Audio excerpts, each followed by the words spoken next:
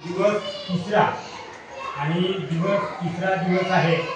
आपण वेगवेगळ्या दिवशी वेगवेगळ्या गणितीय उपक्रम गणित पंधरवडा घेत आलेला आहोत आणि घेत आहोत। तर गणित दिवस तुम्हाला माहितीच आहे, 22 डिसेंबर हा गणित दिवस म्हणून ओळखला जातो। श्रीनिवास रामानुजम यांच्या जयंतीनिमित्त गणित दिवस आपल्या भारतामध्ये साजरा केला जातो आणि आपल्या जिल्हा परिषद चंद्रपूरने गणित पंधरवडा साजरा करायचा आहे।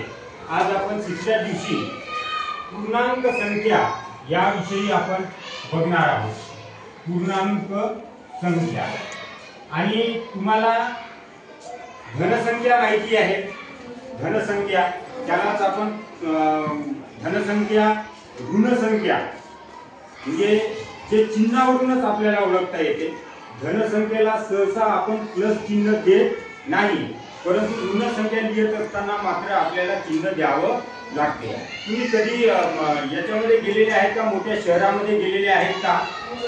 हा, शहरामध्ये खूप मोठ्या मोठ्या उंच इमारती असतात। तुम्हाला असं बाहेरून बघितल्यावर कळणार पण नाही की तिथं या तळ मजल्याच्या खाली पण आणखी मजले असतात, हे तुम्हाला माहिती नसते। परंतु जेव्हा त्या इमारतीमध्ये आपण जाऊ तेव्हा इमारतीमध्ये गेल्यानंतर आपल्याला लिफ्टमध्ये बसताना मात्र ते ज्या लिफ्टवर जायचं आहे, ज्या मजल्यावर जायचं आहे, वरच्या मजल्यावर जायचं आहे की खालच्या मजल्यावर जायचं आहे, त्या लिफ्टवरून समजते। तर इथं मी पूर्णांक संख्या ह्या टॉपिक तुम्हाला समजून सांगण्यासाठी एक इमारतीमध्ये जे लिफ्टमध्ये ज्या पद्धतीने संरचना असते ती संरचना मी काढून दाखवणार आहे।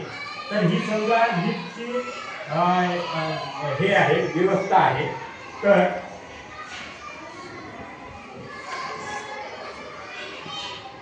तर बघा, आता वरती म्हणजे एकूण त्या इमारतीला, ही इमारत आहे, एकूण इमारतीला 7 मजले आहेत। किती मजले आहेत? 7। आणि हा त्याच्यामधला तळमजला। आता तळमजला, त्या तळमजल्याला आपण काय दिलेलं आहे? तळमजल्याला कोणत्या संख्या दिलेल्या आहे, कोणता नंबर दिलेला आहे? 0। आणि आता तळमजला म्हणजे जमीन, आणि जमिनीच्या वर एक जर मजला होत गेला, आता जमिनीच्या वर जर पहिला मजला झाला त्याला किती क्रमांक देता येईल आपल्याला? 1। आणि समजा दुसरा मजला असेल तर 2, तिसरा मजला असेल तर 3। हा, आता हे सोपं आहे। आता येतं +1 +2 +3 वगैरे नाही दिलं तरी चालते, कारण इथं युक्त आहे, संख्या लिहिलं तर त्याच्यामध्ये प्लस आहे असं समजून जायचं। पण कधी कधी जेव्हा या तळमजल्याच्या खाली देखील आणखी मजले असतात, मग अशा वेळेस काय कराल? आता तळमजल्याचा पहिला जर मजला आपल्याला लिहायचा असेल तर आपण कसा लिहू शकतो? -1 लिहायचं आणि त्याच्या समोर मायनसचं चिन्ह द्यायचं, म्हणजे -1।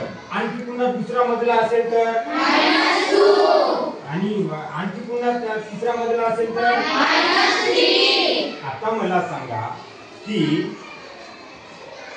तळमजल्यावरून दुसऱ्या मजल्याचा नंबर कोणता आहे ते सांग तू। तळमजल्यावरून जो दुसरा मजला आहे त्याचा नंबर कितवा आहे? हो, दुसरा कितवा मजला आहे म्हणजे कितवा नंबर आहे? दुसरा। समजा तुला लिफ्ट मध्ये गेली तू आणि तळमजल्यापासून खाली तिसऱ्या मजल्यावर जायचं आहे, तर तू लिफ्ट मध्ये कोणत्या बटनावर म्हणजे क्लिक करशील? -3। अगदी बरोबर आहे, -3। म्हणजे जर समजा तळमजल्याच्या वरती गेलं तर धन संख्या आणि तळमजल्याच्या खाली आलं तर ऋण संख्या। मग आता मला सांगा, बसा, पहिली नैसर्गिक संख्या कोणती आहे? 1। म्हणजे नैसर्गिक संख्येची सुरुवात हे कोणत्या संख्येपासून होते? 1 2 3 4 5, म्हणजे असं चिन्ह दिलं तर अनंत। सर्वात मोठी नैसर्गिक संख्या कोणती सांगता येईल का तुम्हाला? नाही, अनंत आहे। कारण आणि मग पहिली नैसर्गिक संख्या कोणती? 1। कोणती? 1। आता मला सांगा पूर्ण संख्या आपण शिकलेलो आहोत ना हे पूर्ण संख्या आणि नैसर्गिक संख्या। हा पूर्ण संख्या, पहिली पूर्ण संख्या कोणती? शून्य. शून्याचा शोध देखील आपल्या भारतामध्येच लागलेला आहे बरं का. आपले आर्यभट्ट नावाचे जे शास्त्रज्ञ होते त्यांनी त्या शून्याचा शोध लावला, म्हणून शून्य ही आपली पूर्ण संख्या आहे. हे जर अंक नसते तर काही गणिताला महत्व नसतं, आपण त्या संख्येवरच्या तेवढ्या साऱ्या क्रिया आपण केलो नसतो. बरोबर आहे. पूर्ण संख्या, पहिली पूर्ण संख्या शून्य, त्याच्यानंतरची त्याच्यानंतरची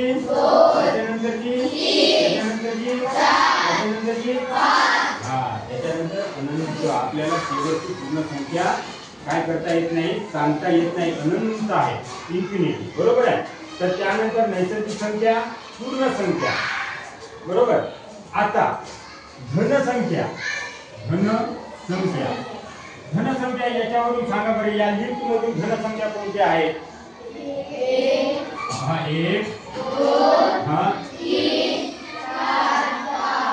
म्हणजे येतं जरी तीनच आहे, परंतु आपण जर समजा मोठंही केलं तरी ज्याला धनसंख्या आहे आणि +1 +2 +3 वगैरे आपण लिहत नाही. ऋण संख्या -1 -2 -3. मग आता मला सांगा, पूर्णांक संख्या, पूर्ण अधिक अंक. मग या पूर्णांक संख्यामध्ये कशा कशाचा समावेश होते? सांगा. नैसर्गिक संख्या, पूर्ण संख्या, धन संख्या, ऋण संख्या. या सर्वांना कोणत्या संख्या म्हणतात? पूर्णांक संख्या.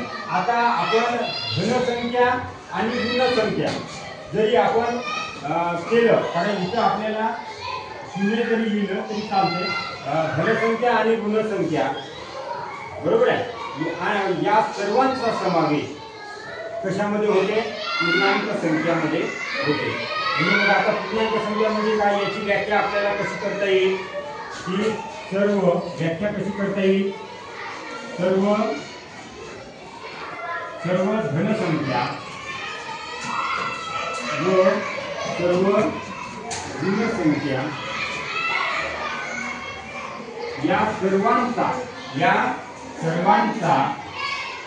पूर्णांक संख्येमध्ये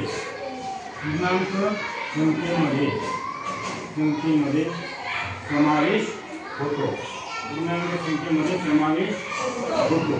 तर आता मला सांगा की आपला जो भारत देश आहे, आपल्या भारत देशामध्ये प्रत्येक शहरामध्ये सारखंच तापमान असते का? काही आपल्याकडे समजा तापमान जर कमी जास्त असेल, समजा 0 डिग्री सेल्सिअसच्या खाली तापमान शिमला या शहराचं आहे, तर 8 डिग्री सेल्सिअसच्या खाली आहे. तर ते जर पूर्णांक संख्येमध्ये दाखवायचं असेल तर तुम्ही कशा पद्धतीने दाखवाल? इकडे समजा आपण शहर लिहू, स्थान लिहू, इकडे तापमान लिहू आणि इथं शहर लिहू शिमला. 0 डिग्री सेल्सिअसच्या खाली 8 तर कसं लिहाल तुम्ही? -1. बरोबर आहे, कारण की 0 डिग्री सेल्सिअसच्या खाली म्हटलेलं आहे. जसं इथं आपण खाली म्हटलं तर त्याला ऋण चिन्ह दिलं. मग शिमल्याचं तापमान देखील 0 डिग्री सेल्सिअसच्या खाली आहे, म्हणून 8 डिग्री सेल्सिअस तर -8 लिहिलो. जर आपल्याला नागपूर शहराचं जर आपल्याला लिहायचं असेल, 0 डिग्री सेल्सिअसच्या वर आहे 24 अंश, तर हे कसं लिहाल तुम्ही? +24. तर आता मला सांगा, मी जर समजा तुम्हाला स्वाध्याय दिलं सोडवण्यासाठी की तुम्ही पूर्णांक संख्या किंवा संख्या रेषा तयार करा, तर तुम्हाला करता येईल का? संख्या रेषा तयार करा. आता मी संख्या रेषा तयार करायला 0 +3 +4 -3 -4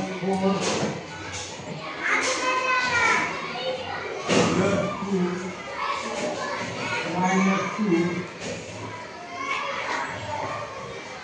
-2 तर यावरून तुम्ही संख्या रेषा मला तयार करून दाखवा. ओके, पूर्णांक संख्या समजलं मग आता पूर्णांक संख्या कशाला म्हणतात. ओके ओके हा.